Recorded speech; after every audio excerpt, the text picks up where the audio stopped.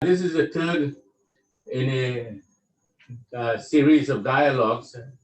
This is the last one, Racism and the Abrahamic Faiths, presented by our organization, Jam and All Interfaith. Jam and All Interfaith was founded shortly after 9/11 to provide an opportunity for education and social interaction with people of different faiths and backgrounds. It started off actually with Jam, Jews and Muslims, where we thought that because of what happened at that time, it would be wise to bring Muslims and Jews together with common understanding, appreciation, and learning more of each other. And then we thought the purpose will not be filled or served properly unless we bring in people of other faiths. And that is what we got the all from, so Jam and All Interfaith. We have been having conferences, town hall meetings, picnics, potluck dinners, dialogue sessions such as these. And we have been doing this for quite a number of years. So I would like to say we have specialized in this, and we have managed to stay clear of other involvement. We're strictly about faith and bringing people of different faiths together towards a common understanding.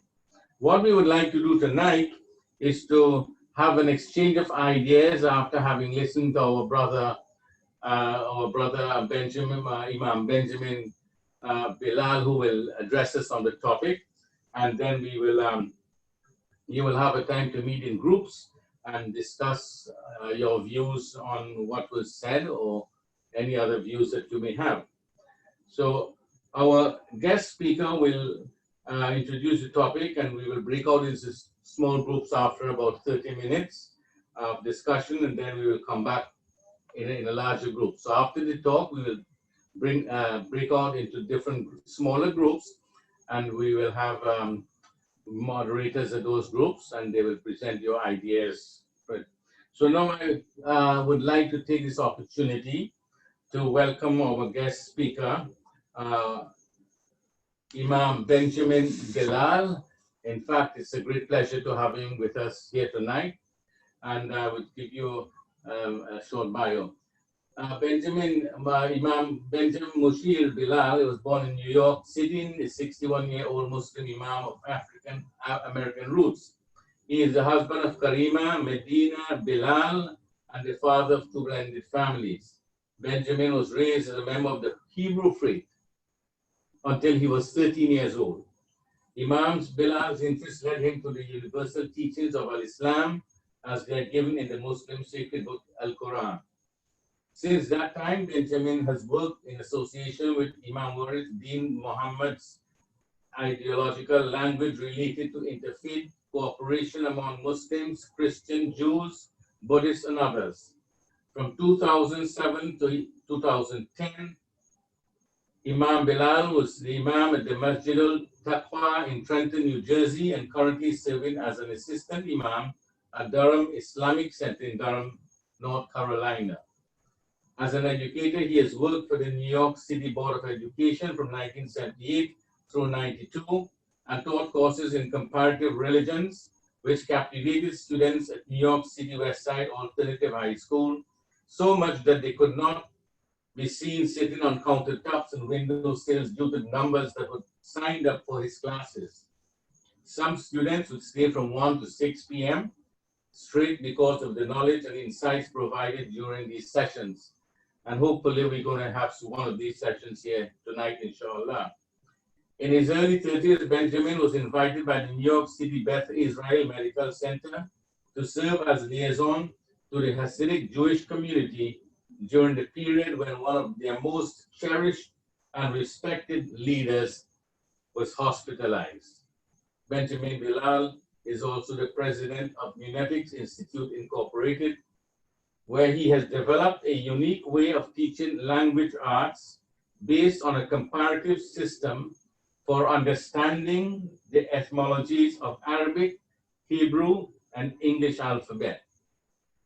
His Nunetic method has become popular among persons studying the Abrahamic and other religious traditions. His past and current involvement has been in public education with young people and adults, with a focus on linguistic and etymology. I now welcome Imam Bilal.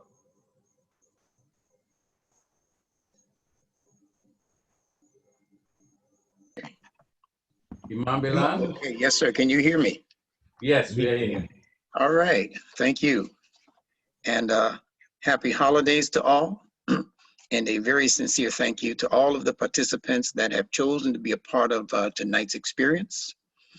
We ask that the Source Creator grant us peace, wisdom, and understanding in the measure he deems to be appropriate for our capacity.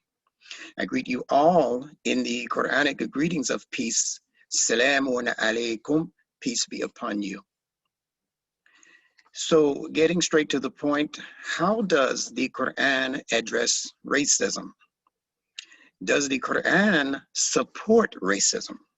Or does the Quran encourage justice and fair dealings between human beings? Muslim justifications for wrongdoing is due to the isolation of Quranic verses from their historical context.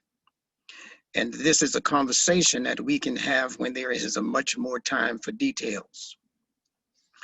The Quran does not support any idea which goes against us reaching the apex of our development as human beings. Racism, sexism, classism, etc.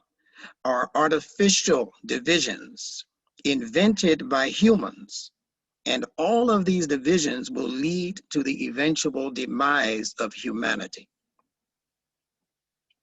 Our entire creation represents diversity which reflects an underlying unity.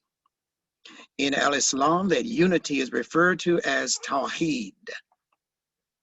Those who promote artificial divisions are people who are forsaking the path of natural growth and development intended by God for humans to live by. Now, these are people who do their best to get us to see the world in segregated and separated fashion. This allows the social schemers to more successfully manage and manipulate the world once the knowledge pertaining to our inherent oneness has been eradicated. It is easy, quite easy, for racism to creep into the psyche once we have accepted the fallacy surrounding the superiority of one religion over another. We have made religion the new race and the new racism. And what the bona fide racist does through the manipulation of color consciousness, Muslims are doing exactly that with the manipulation of ritualism consciousness.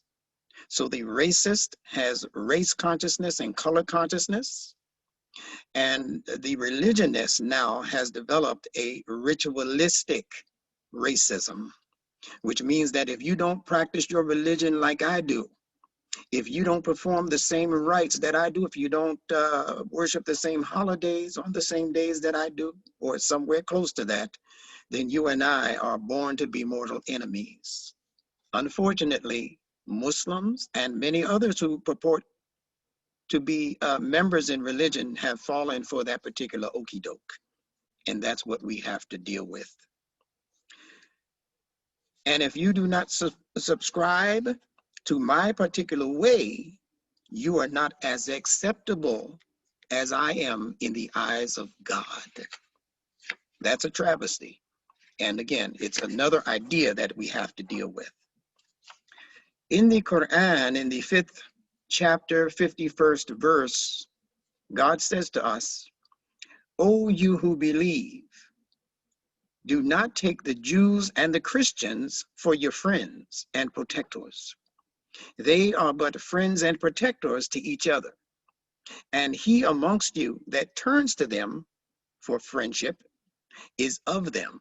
Verily, Allah guides not a people who are unjust." Now, that particular verse has been used time and time again by those who want to prove that Islam and the Quran are actually enemies to all other religions outside of themselves.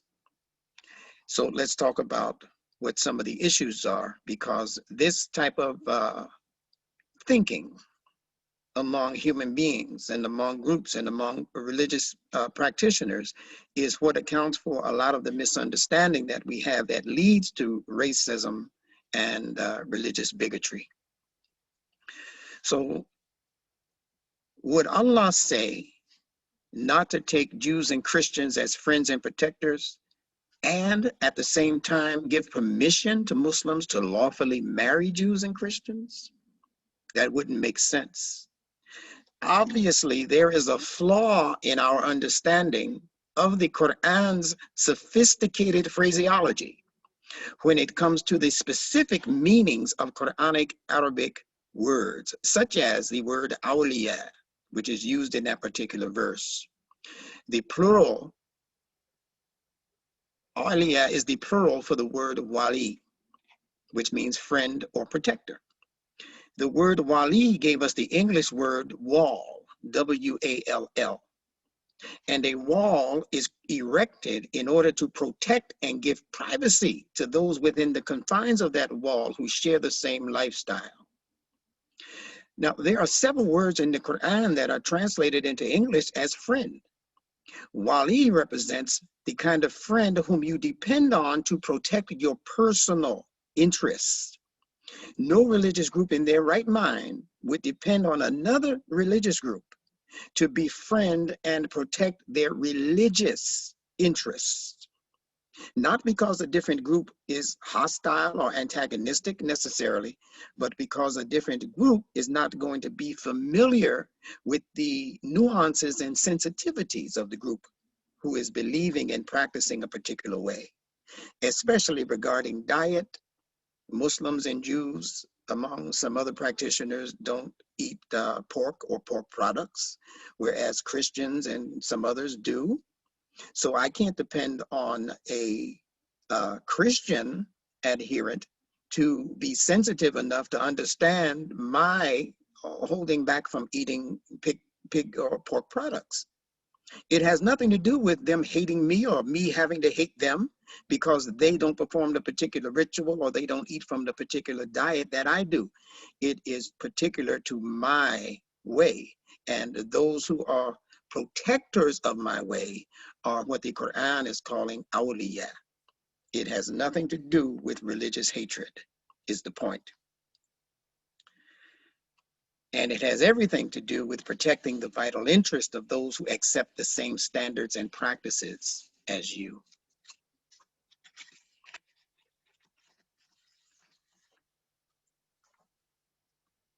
Systemic racism develops among Muslims when groups of people who are ignorant to the value of Quranic guidance become the major influence in Muslim society. These are societies that have replaced the obedience to God with obedience to men. And these are men who have political and economic agendas, which have been substituting for faith in the Most High and in adhering to the divine strategy for bringing about the proper reformation of society.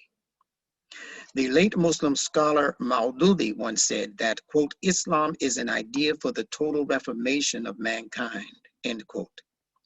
By reformation, he didn't mean takeover. He meant that Islam is designed to assist the human intellect in a way which contributes to the building up of the excellent qualities within the intellect and also within the soul. Our Quran has provided for us the archetype of Adam as a reference for our inherent dignity, our inherent honor, and our inherent nobility, not as Muslims alone, as human beings. We all have this inherent dignity. And if I cannot find racism when I study Adam, then I should not be promoting racism among the children of Adam. The universal messenger prophet Muhammad in his farewell speech is reported to have stated, quote, There is no superiority of an Arab over a non-Arab, or of a non-Arab over an Arab, and no superiority of a white person over a black person, or of a black person over a white person, except on the basis of personal piety and righteousness. End quote. So if you want to be superior, practice superiority in the area of personal piety and righteousness, because if you gain superiority in those areas, other human beings are going to benefit. If you try to be superior in the areas of race, areas of wealth, areas of ethnicity or geography where you happen to have been born, it's going to always lead to the taking away of something from somebody else. Our prophet was addressing issues related to ideas of tribal and ethnic superiority amongst the Arabs of his time. And it is very clear from this statement, as well as from numerous verses of the Quran, that racism is a misplaced idea and practice. 5 minutes, Imam. Thank you, sir. So let us ask ourselves the question, what exactly is racism? The English word race is from the Hebrew word raish, which is also related to the Arabic word rais. Both of these words mean head, the head. Even in the English word race is the idea of getting and staying a head. The head of the body is where the essential controls are, and therefore head implies control, power, or the management of a thing. So does racism. A need for control over other human beings is actually an artificial need that is fostered by those whose interest is not in proper human development, but in the stratifying of society, so that those in charge might stay in charge and be comfortable in those positions. Lastly, there's a very important and popular verse in the Quran that reads thus.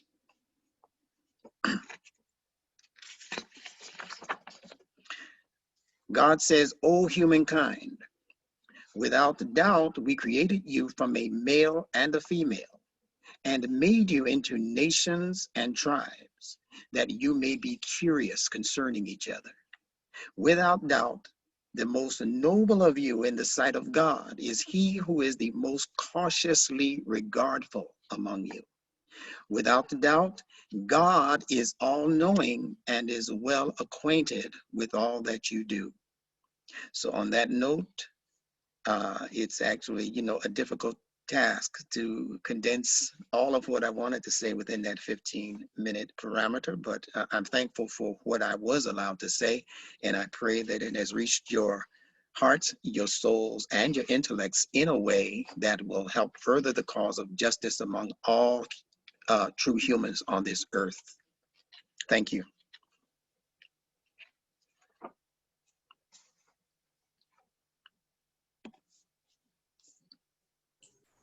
Thank you, Imam Benjamin. That was very insightful, and I'm sure it would have thrown some light on a lot of misconceptions that we would have had. So what's going to happen now is that we will break out into small discussion groups for the next half an hour. Now, I want to stress half an hour, and it's going to be very concise. So normally we get into introducing ourselves and taking up too much of the discussion time. So be very careful how we approach this. The groups will be pretty large. I think it's 5 or 6. So I think we'll be able to cope with that. There'll be facilitator each group who will guide the discussion in keeping with the principles for interfaith dialogue. Nothing brings Jam more pleasure than fulfilling our purpose by bringing people together in a meaningful and way of discussing and promoting understanding and harmony. Our principle is based on interfaith dialogue, created to help foster community and understanding. So we're going to break into groups now. These groups will be discussing 2 questions. What impacted you most in the presentation, keeping in mind what you heard in the presentation? What impacted you most?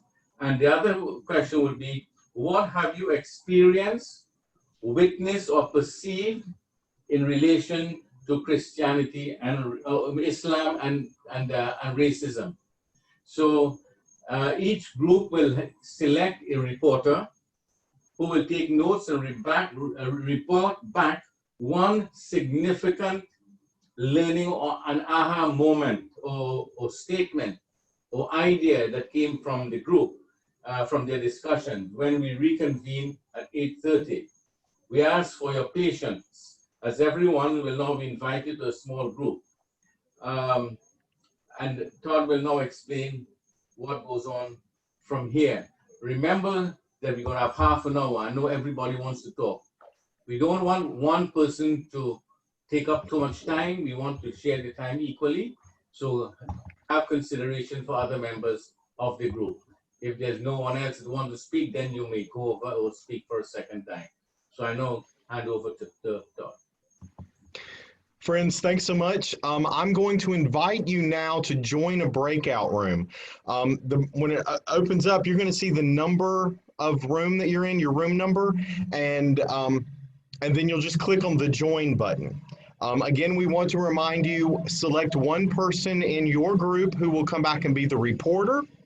And that reporter is going to come back and just share one brief takeaway from your dialogue that you're going to have over the next 30 minutes, okay? Or 30 minutes-ish. It might trim down a little bit because we do want to bring everyone back so everyone has a chance to share, okay?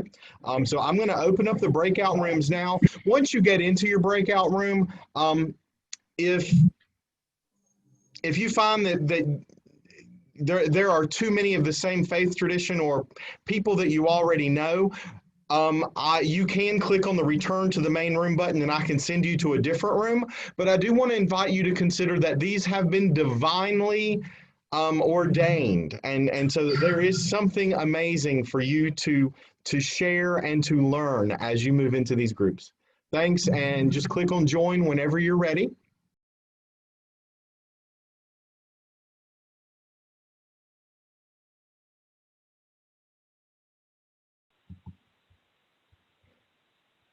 Welcome back, friends.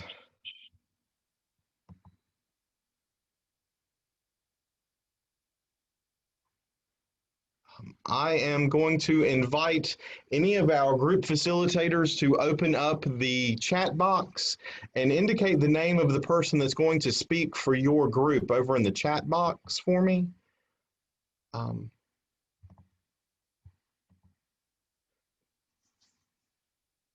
And let's see, let's go ahead and people are doing excellent, thank you. So Leslie Zafran, will you go ahead? And if I mispronounce someone's name, please forgive me. I'm from the mountains of Virginia, and I always put extra vowels and things. So Leslie, will you share with us? Yes, and it's saffron, but that's quite all right. Just think of that wonderful spice, saffron. Wonderful. So I guess I would say that everything we talked about came down to connection, whether it's the idea that things, thanks to what the Imam said, that we have to be so careful that we do not take things out of context, that we do not manipulate the words that are used that cause us to be divisive and not close to one another. We love the idea of connecting, being together, learning from one another, and this idea that righteousness in the end is also a kind of humility in that it enables us to do the best we can without thinking we are better than anyone else. Thank you so much, Leslie. Thank you. Ben, will you unmute yourself and speak for Group 13? Yes, I was told to say that all roads lead to Rome. That whatever our faith tradition is, as long as we're trying to reach the goal of good human behavior and faith, then we should treat each other as fellow travelers and improve the world. The other thing was I'm trying to remember. I really should have written it down. It was just a wonderful conversation with everyone, frankly. Um, Other points slip my mind right now. I don't want to take more time. Well, thank you so much for sharing. Kathy, will you share with us from group 2? Just unmute yourself.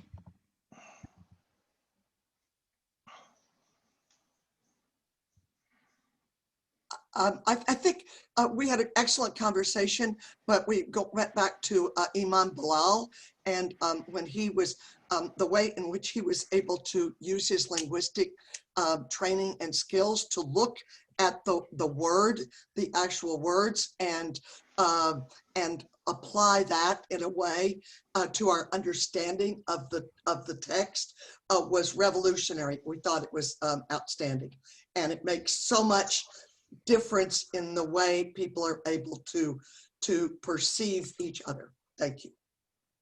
Excellent. Thanks so much, Kathy. And so, Arlene, will you speak for group 11? Sure. I love the philological sense of the words too.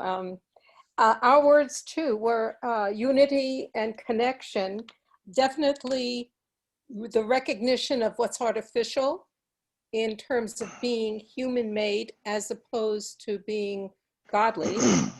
And I think that's almost the lodestone to open up and build those bridges toward each other, spending more time with people who are different from us to find out that they're not very. Oneness, and very important, but the isms and the superiority over someone demeans someone else. So it's human made as sharing power with someone. We spoke about genetic memory and how we come to maybe return rather than convert to something that's very basic and fundamental in our sense of spirituality. I also want to say, as far as the isms go, all of them, I think each of us, I mean, this is what I do, a self-reflection to see where we are on the learning curve for all the isms, because that's where we are. So it'll remove some judgmentalism. It'll allow, maybe put aside guilt so that we can make the world a better place. Excellent. Thank you so much, Arlene. Thank you. Thank you. We're going to go now to Standalin. Hi, Standalin. Will you unmute yourself and I'll spotlight I'm unmuted. Okay, thank you. Hi, everyone. We had a great discussion in our group, and some of the highlights that were takeaways for us is don't judge a man by their skin or their religion. You can't judge a book by the cover. And listen and learning will bring unity to those that want to be united. We also talked about, and we're fascinated with the root for the word race is head. That really stuck with us as a takeaway. Some people in the group have experienced racism. Also was pointed out that they have grown and have changed their opinion about Muslims through jam. Food is a way to relate to others in different types of religion. So that can be a real connector and a way to unite. And that we often prejudge and will have blinders on and oftentimes are taught to be a racist. Excellent. Those are our takeaways. Thank you. Thank you so much, Standalin. We appreciate you. And we appreciate your feedback from your group. Let's go now to Warda from group 3. Can you unmute yourself? Yeah, there we go. Yes. Good evening, everyone. I do want to remind you that we do have a lot of groups to go through, so I want to remind everyone before you start, Warda, that we're trying to limit this down to one key idea. Thanks, everyone. Okay. Good evening, everyone. We discussed the Quranic verse that Imam Bilal talked about, in which he talked about racism and how that affects us all through the mistranslations of each of our books. It has caused us maybe to have a certain view of each other. We also discussed that Ramadan, some of our group has experienced, been invited to the masjids for Ramadan. Others, when during this time, when the Christians celebrate Christmas, Muslims might go to family gatherings. So racism, we discuss, as a more modern invention, but that throughout history, there's been separation of different kinds in different groups, but that we all seek to have a level of better understanding of each other through dialogues such as this. Excellent. Thank you so much, Warda. We are so grateful. And now let's move on to group 4. Karen, can you unmute yourself? Hi. We got out of it that humankind was meant to be curious about each other and not to have superiority, feeling of superiority. And if people would practice their own piety and righteousness, we wouldn't have racism. Thank you so much. Thank you so much for a great share.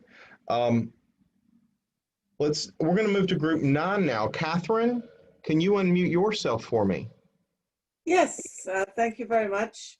One of our takeaways was that everyone in the group had actually converted to their current religion. So everyone had started off with a different religion and then chosen to go to another religion. So that wow. We all, and I think, to summarize as briefly as possible, we realized from the Imam's talk that you can't take phrases or verses out of context. You have to look at the whole, not just the whole passage, but the whole Quran.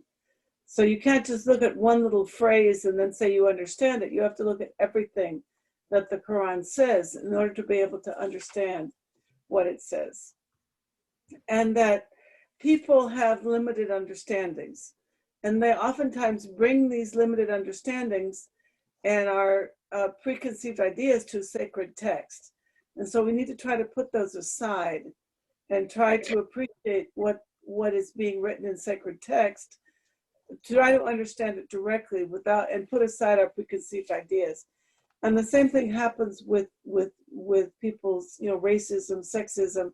Oftentimes we bring our own cultural practices, our own, antiquated or sexist ideas into the religion. We have to understand why religious practice is the way it is and try to reach across that divide so that we can understand how the practices of each religion and appreciate the differences between all religions and all groups of people. Excellent. Thank you so much. Thank you so much. It sounds like everyone's had all these incredible conversations. Reverend Cher, are you sharing for your group? Yes, I am. Hi. I share. We had an incredible group. I would say that to sum it up, it was diversity leads to greater unity, which seems contradictory, but some of the ideas behind that is that monocultures, such as Tasmania, we had a Tasmania and I was so excited. Monocultures are at a disadvantage, and rather than spending time with sacred text, this person felt it makes sacred connections would be better, and openness to our humanity is what religion is really for. Also, what mentioned was a commitment to do our own work. I mean, that's part of going into depth with whatever our faith in, and realize that racism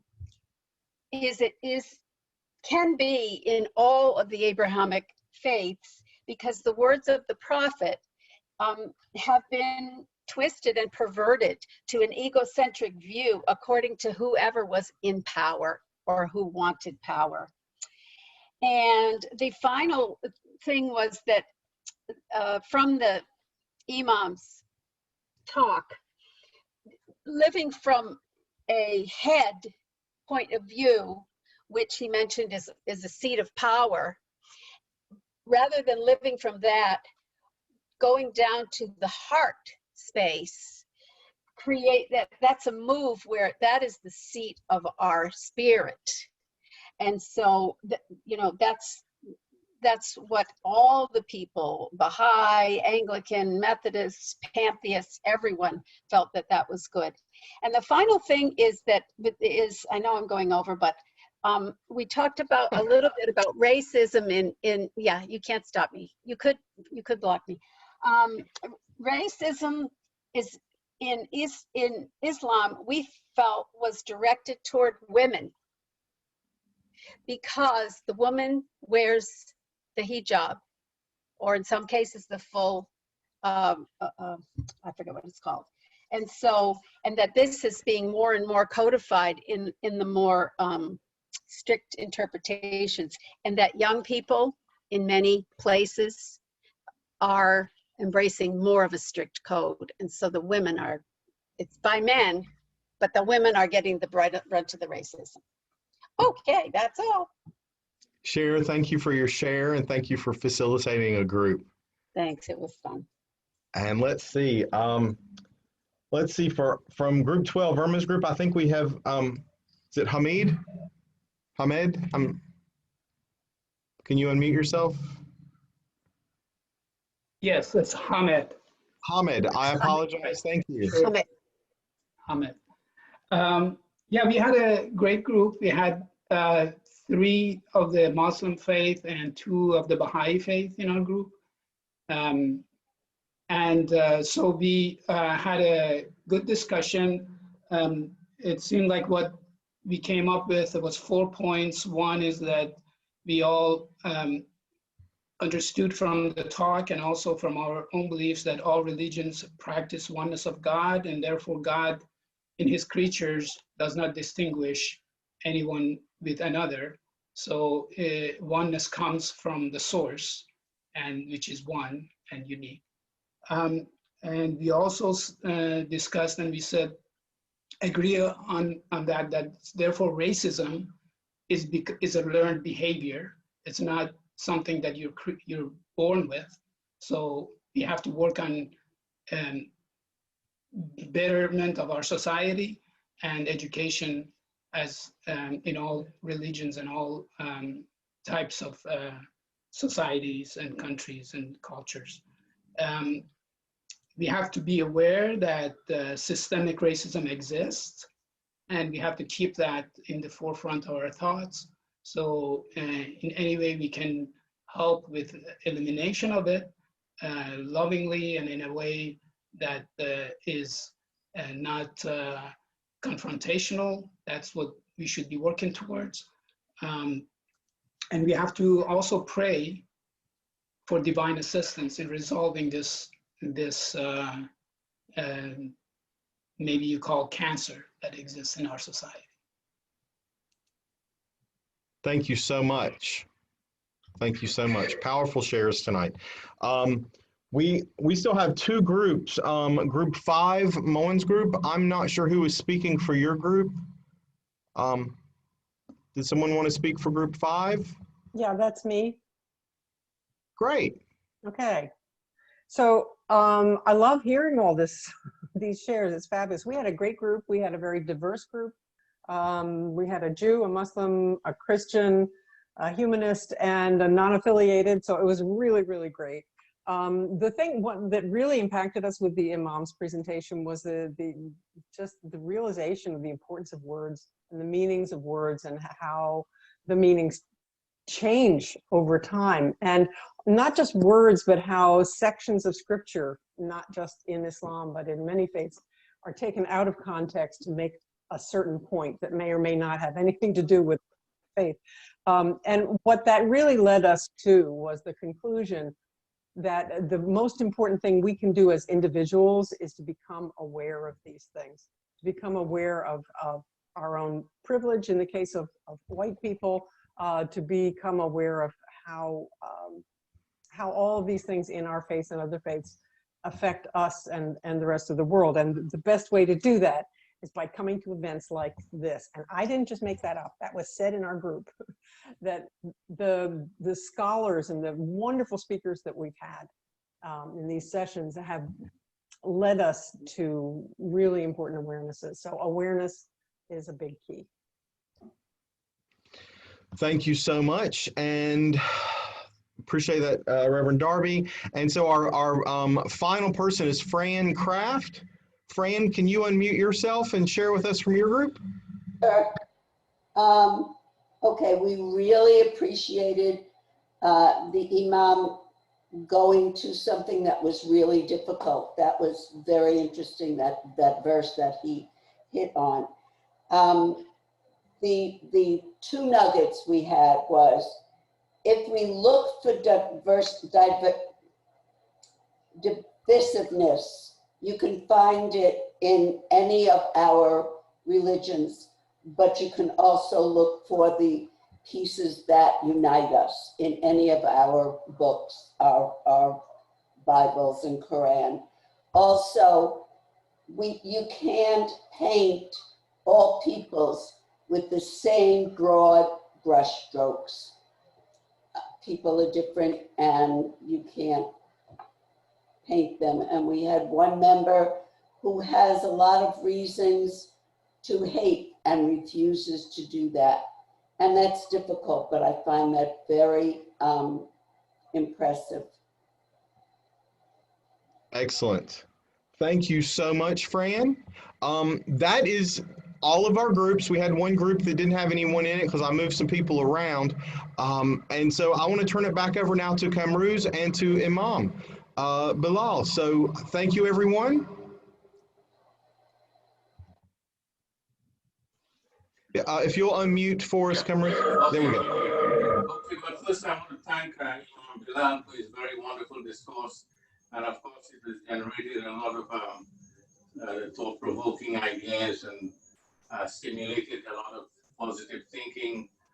Now people became aware of things that they were not aware of before, especially that very important verse in the Quran that a lot of people have used to cause division and divisiveness, and thank God we've been able to clear that up among the many groups.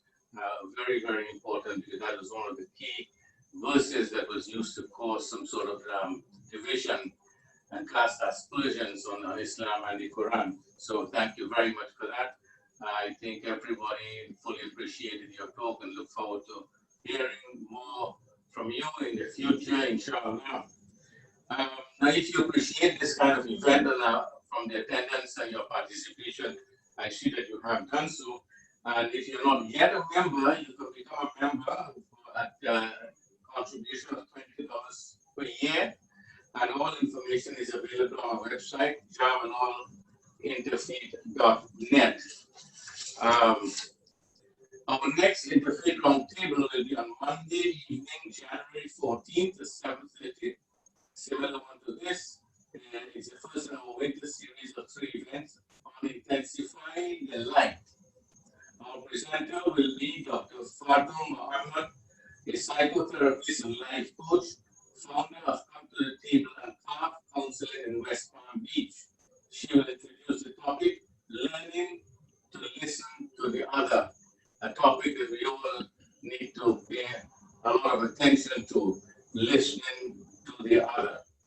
This is also a free event, and you have to register on Eventbrite, same as you did with this one.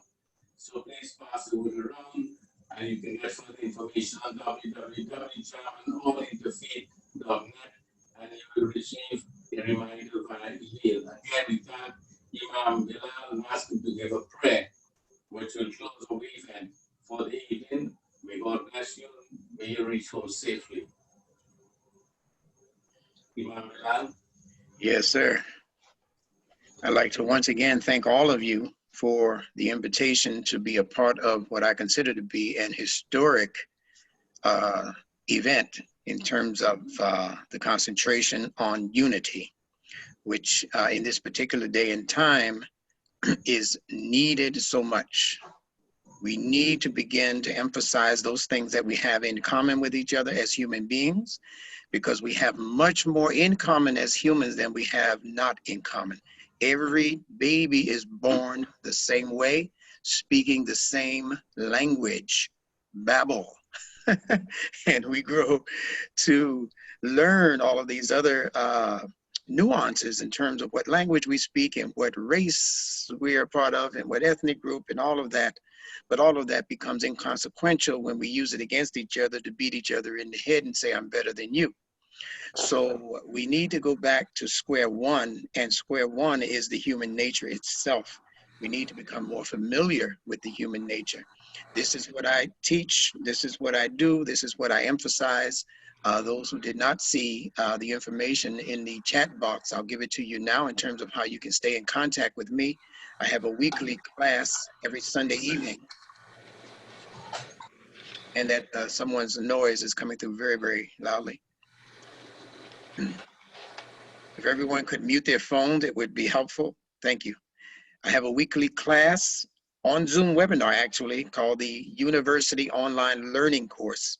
And you can join us this Sunday. I'm going to open it up specifically for people who were part of this experience tonight, so that we can further unpack some of the ideas that may not have been able to have been presented tonight, especially in my presentation, which was above and beyond 15 minutes. But my number is 516-300-2257, and my email address is cosmicquran1@gmail.com. That's COSMICQURAN, the number 1, cosmicquran1@gmail.com. I'd be happy to hear from all of you and to continue the conversation as well as the relationship. Thank you once again. Happy Hanukkah, Merry Christmas, and Happy New Year to each and every person participating in tonight's discussion. Assalamu alaikum. Thank you. Salam alaikum. Alaikum salam. Thank you. Beautiful people. You bet. Thank you, Imam. My pleasure, Irma. Thank you so much for your personal invitation to me.